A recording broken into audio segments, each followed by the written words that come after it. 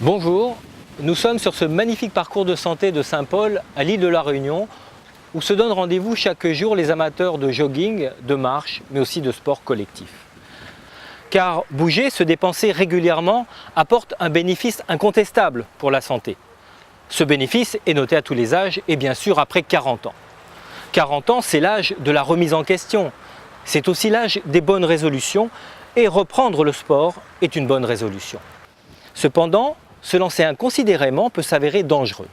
Nous verrons donc l'importance du bilan médical initial et du respect des règles de bonne conduite. Nous vous donnerons un exemple de programme de remise en forme de 3 semaines et des conseils pour bien choisir et bien pratiquer votre activité physique. Enfin, nous examinerons ensemble les spécificités de l'île de la Réunion. Comment reprendre le sport après 40 ans, c'est un film de Cardio-Run pour l'Union régionale des médecins libéraux de la Réunion.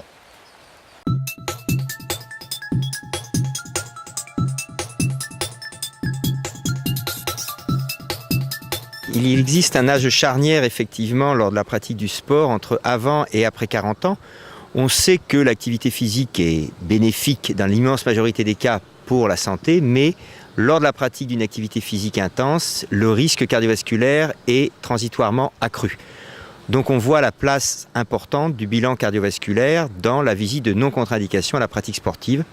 Et cette place est encore plus importante après 40 ans. Après 40 ans, bien sûr, on va s'intéresser à un interrogatoire qui va préciser les antécédents personnels et familiaux. Et là, je crois qu'il est très important pour le médecin de poser les bonnes questions et les questions précises. C'est-à-dire, est-ce que vous n'avez pas eu dans la famille de mort subite chez quelqu'un de jeune, un antécédent cardiovasculaire type infarctus du myocarde chez quelqu'un de jeune?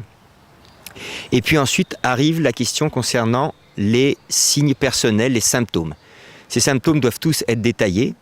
Est-ce que vous n'avez pas eu de douleur thoracique lors de la pratique sportive? Est-ce que vous n'avez pas de palpitations ou un cœur irrégulier, un malaise, un vertige, une perte de connaissance ou un essoufflement ou une fatigue anormale brutale lors de la pratique sportive? C'est très important parce que le sportif, lui, part du principe qu'il va bien. Donc si on lui pose la question tout simplement « est-ce que vous allez bien ?», il va répondre « oui ». Donc il faut que les questions soient très précises. Après cet interrogatoire, on va se diriger vers l'examen physique. Cet examen physique est bien sûr complet, mais je crois qu'il est essentiel de vérifier la pression artérielle aux 2 bras, de réaliser une auscultation cardio-pulmonaire en position allongée et puis assise. Respirez très fort, bouche ouverte. Enfin, on va se tourner vers l'électrocardiogramme de repos. Cet électrocardiogramme de repos a une place essentielle dans le bilan cardiovasculaire de non-contre-indication à la pratique sportive. Et puis la grande question qui a surgi ensuite, c'est la réalisation de l'épreuve d'effort. Faut-il faire une épreuve d'effort à toute personne de plus de 40 ans qui veut pratiquer du sport? Là, on a des indications bien précises. Tout sujet symptomatique ou qui a une cardiopathie, et l'hypertension artérielle fait partie des cardiopathies, doit avoir une épreuve d'effort. Ensuite, il y a les sujets avec 2 facteurs de risque cardiovasculaires, et j'irais même jusqu'à dire les sujets qui n'ont qu'un facteur de risque, le tabac. Je crois qu'effectivement, quelqu'un qui fume de façon importante et qui veut pratiquer un sport, qui a plus de 40 ans, doit bénéficier d'une épreuve d'effort. Enfin, dernière indication, ce sont les sujets de plus de 40 ans pour les hommes, 50 ans pour les femmes, qui veulent reprendre ou débuter une activité physique intense. Alors, qu'est-ce que c'est qu'une activité physique intense? Eh bien, c'est une activité physique où on dépasse l'essoufflement. C'est-à-dire que la personne qui, le dimanche, va aller courir avec ses camarades et on sait qu'à la fin de l'exercice, il va pratiquer un sprint avec ses camarades, eh bien, il pratique une activité physique intense.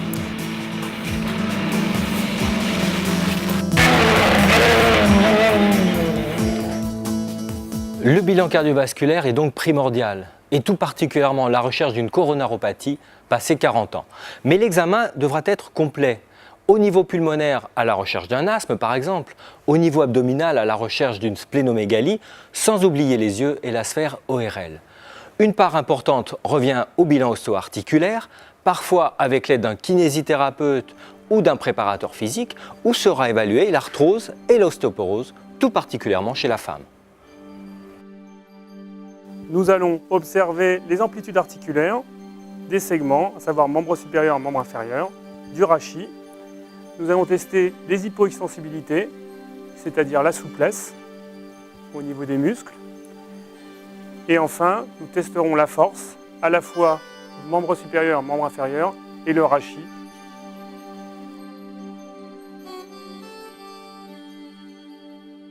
Je pense qu'il faut faire très attention avec les anciens sportifs qui rapidement veulent retrouver et pensent pouvoir retrouver leur niveau antérieur.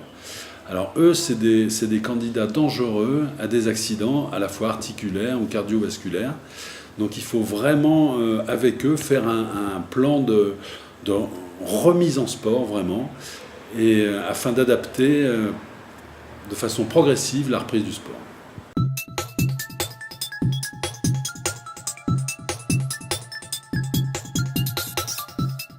Pour un programme de remise en sport, je vous propose de découvrir ensemble le CardioStart. Alors, le CardioStart se déroule sur 3 semaines et à chaque semaine, 3 séances d'entraînement. Alors, bien entendu, chaque séance d'entraînement sera précédée d'un échauffement et finira par une phase de récupération.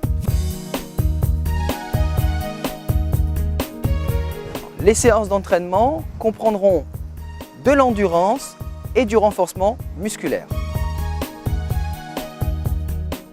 Alors, les séances d'endurance seront d'intensité progressive, commençant par de la marche lente en début de programme et finiront par de la marche rapide, voire un footing en fin de programme. Nous travaillerons ensuite le renforcement musculaire des membres inférieurs, des membres supérieurs, de la région abdominale, tout en augmentant progressivement le nombre de répétitions, passant de 6 à 8 lors de la première semaine, pour arriver de 10 à 12 lors de la dernière semaine d'entraînement.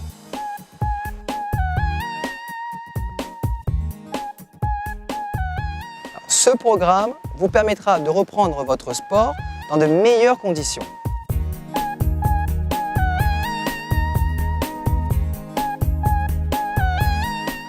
Mais avant de choisir votre activité physique, il vous reste à connaître les règles de bonne pratique.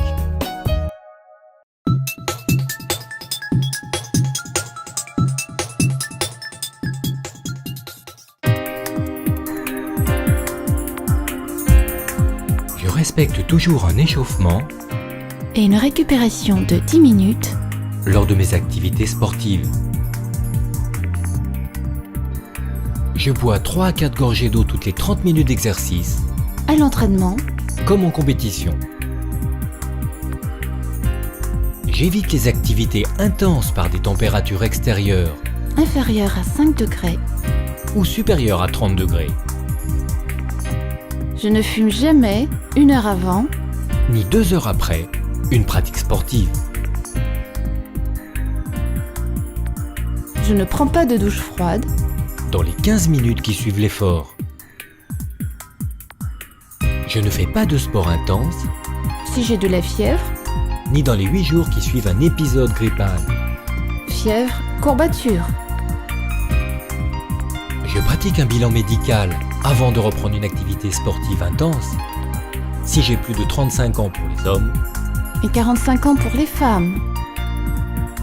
Je signale à mon médecin toute douleur dans la poitrine, Ou essoufflement anormal survenant à l'effort. je signale à mon médecin toute palpitation cardiaque survenant à l'effort, Ou juste après l'effort. Je signale à mon médecin tout malaise survenant à l'effort, ou juste après l'effort.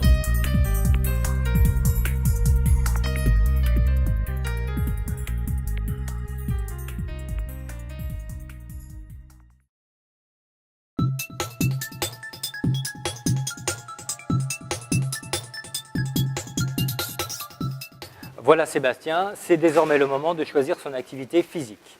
Alors en fait, il existe 2 types de profils. Ceux qui veulent bouger au quotidien et ceux qui veulent reprendre un sport spécifique, parfois le sport de leur jeunesse. En image tout de suite, le premier profil, ceux qui veulent bouger au quotidien.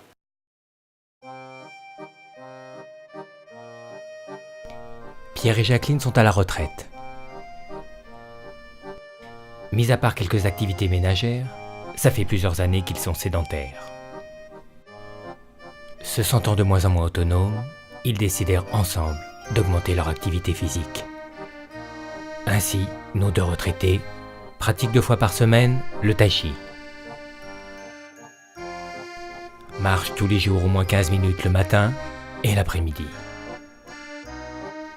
Accompagnent leurs deux petits-enfants au square le mercredi. Aujourd'hui, Pierre et Jacqueline sont définitivement convaincus des bienfaits de l'activité physique et ne peuvent plus s'en passer.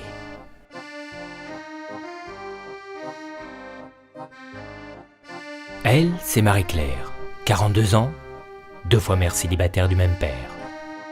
Entre la gestion de sa maison et ses enfants, elle n'a pas les moyens de pratiquer son activité préférée, qu'elle préfère garder secrète. Ce qui la perturbe le plus, c'est que sa silhouette a changé. Depuis peu, Marie-Claire récupère ses 2 enfants à l'école à pied. Elle les emmène au parc au lieu des jeux vidéo et de la télé. Pendant ce temps, elle en profite pour faire des exercices et s'étirer. Le mercredi, comme elle n'a pas ses enfants, elle donne rendez-vous à sa voisine. Elles se promènent toutes les deux dans les rues de Saint-Denis. Au final, Marie-Claire pratique, en plus de ses activités domestiques, largement plus de 30 minutes d'activité physique par jour. Celui qui est accaparé par son boulot, c'est Jean-Paul, 52 ans, responsable d'un groupe industriel réunionnais. Il n'a jamais le temps de rien, d'ailleurs il n'a jamais eu le temps de se marier. Sa secrétaire le nomme l'organiseur. Comme chaque lundi, Jean-Paul réunit ses collaborateurs afin qu'ils connaissent le programme de la semaine. Aujourd'hui, pour Jean-Paul, ce sera la révélation. Il va mettre à profit son sens de l'organisation pour pratiquer une activité physique sans perdre de temps.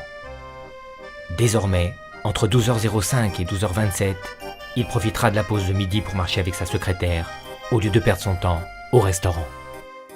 À 19h35 précise, il s'installera devant son émission préférée. Il pédalera jusqu'à 19h55.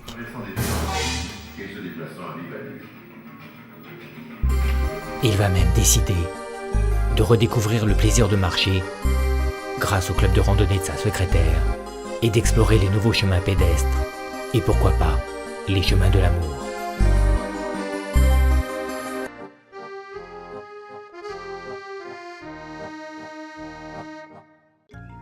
Je vous propose désormais d'écouter le docteur Dany Marcadet puis le professeur François Carré, tous les deux cardiologues du sport, qui nous parlent du deuxième profil, ceux qui veulent reprendre le sport spécifique.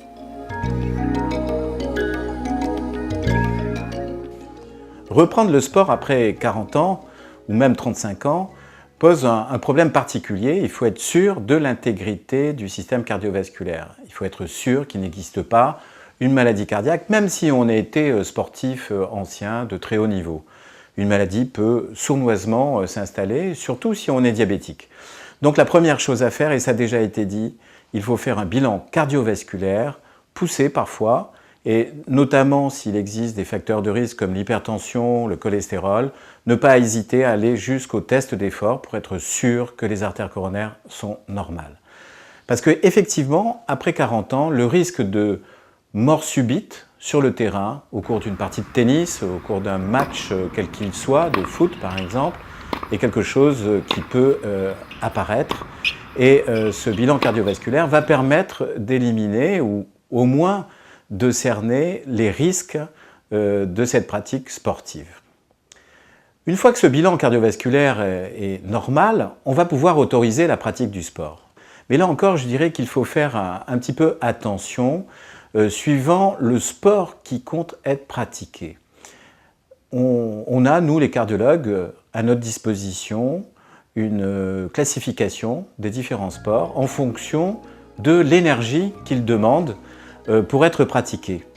Et on distingue en gros deux types d'énergie, l'énergie dite dynamique, ou qui sont en rapport avec les sports d'endurance, comme le vélo, la natation, la course à pied, etc.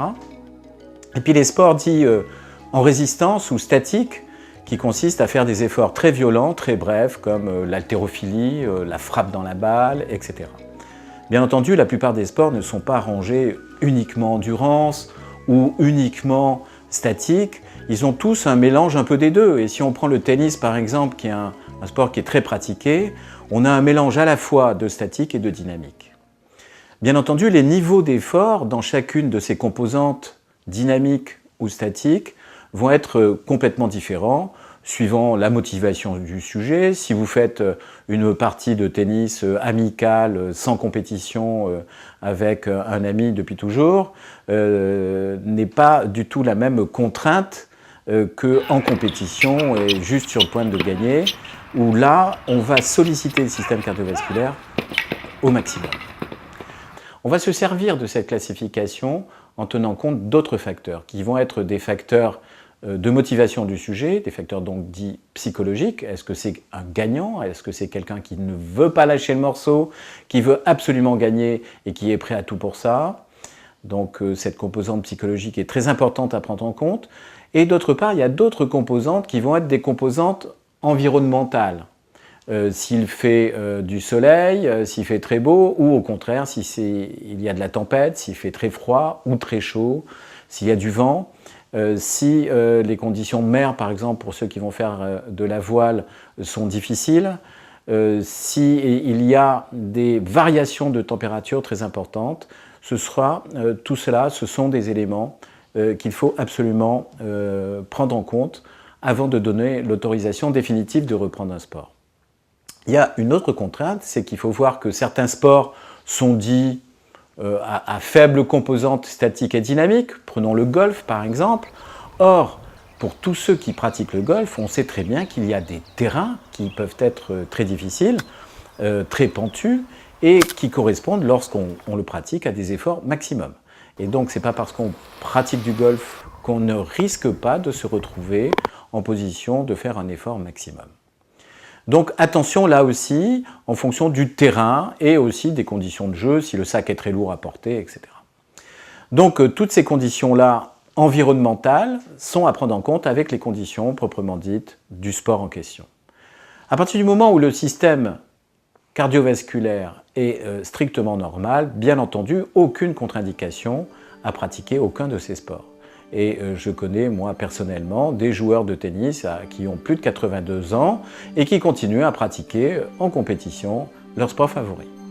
Y a-t-il un sport à risque? En réalité, il n'y a pas vraiment de sport à risque, puisque le sport qui tue le plus, si on regarde dans la plupart des pays, c'est le football, et pour cause, puisque c'est là où il y a le plus grand nombre de pratiquants.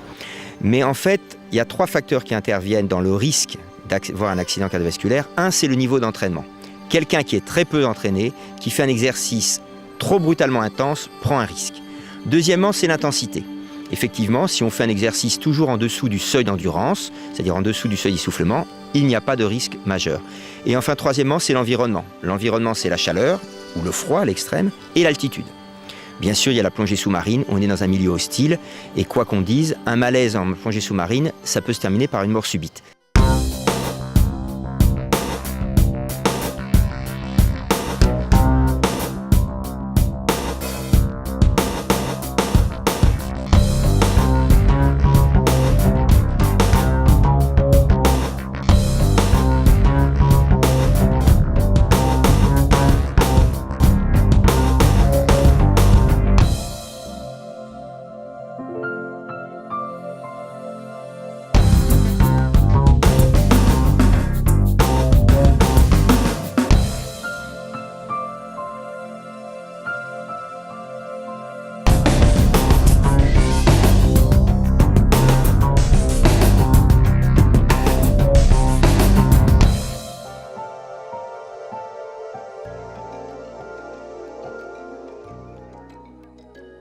Si j'ai bien compris, il n'y a pas vraiment de sport interdit, mais plutôt des notions importantes à bien connaître. Tout particulièrement l'endurance qui doit prendre une place importante dans votre programme, dans votre pratique sportive. Que vous fassiez du tennis ou du squash, il faut faire en plus des séances d'endurance. Plus on avance dans l'âge, et plus il va falloir favoriser ces séances d'endurance. Alors j'en profite également pour souligner l'importance d'une alimentation équilibrée qui va permettre de mieux reprendre l'activité physique après 40 ans. Voilà.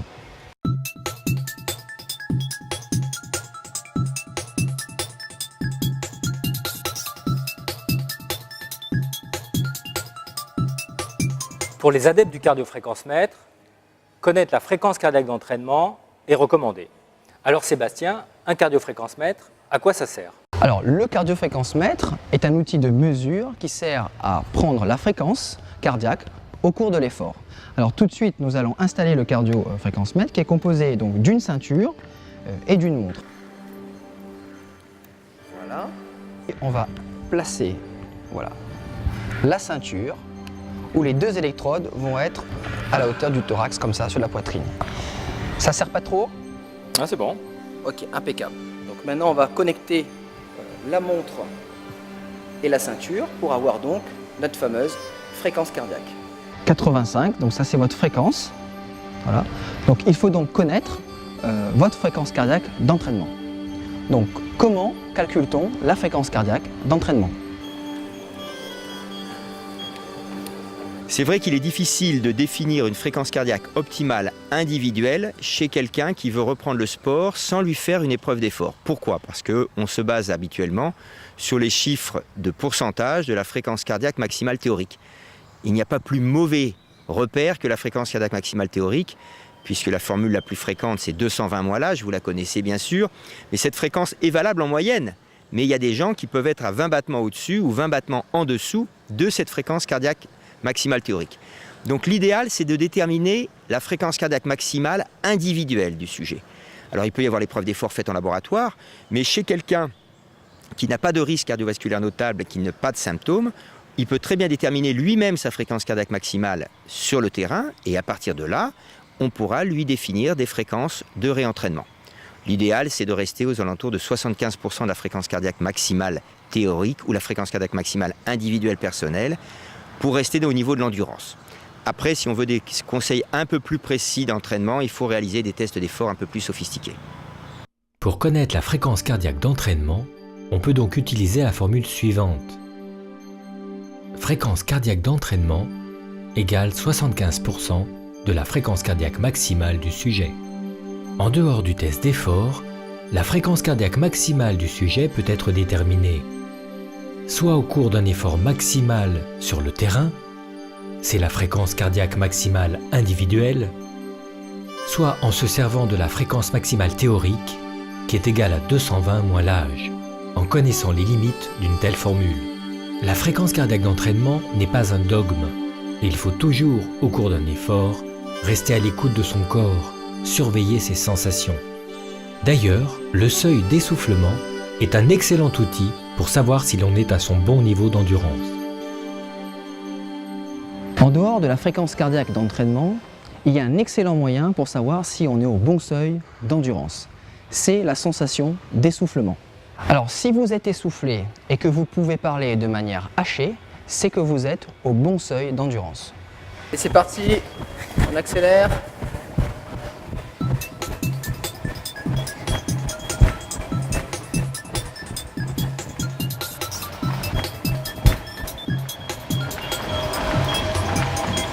Si j'ai bien compris, je suis essoufflé, mais je peux encore parler. Je suis donc à mon seuil d'endurance. Je sais maintenant comment reprendre le sport. Pour finir, nous allons voir ensemble les spécificités de notre île. D'accord. Allez, on va accélérer, on est parti pour 10 minutes d'endurance. Allez, c'est parti. Allez, on accélère, on accélère, on accélère.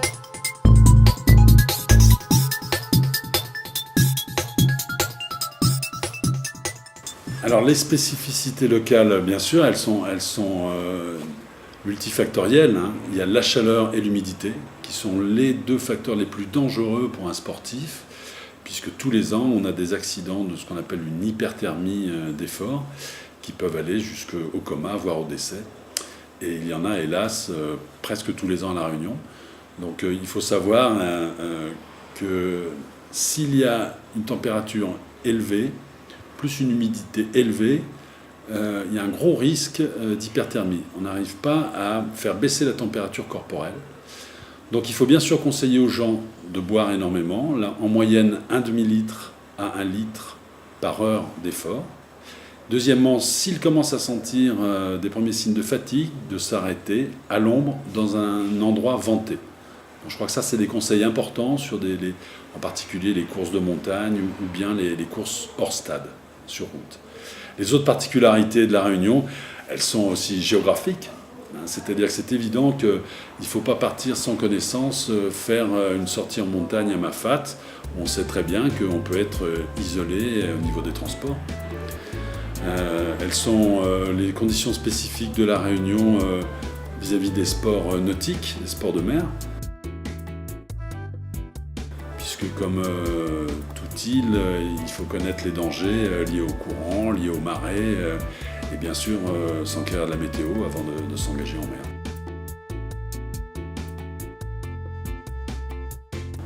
Il faut savoir bien sûr que plus on monte en altitude, plus il y a ce qu'on appelle une hypoxie, c'est-à-dire une diminution de la quantité d'oxygène dans l'air.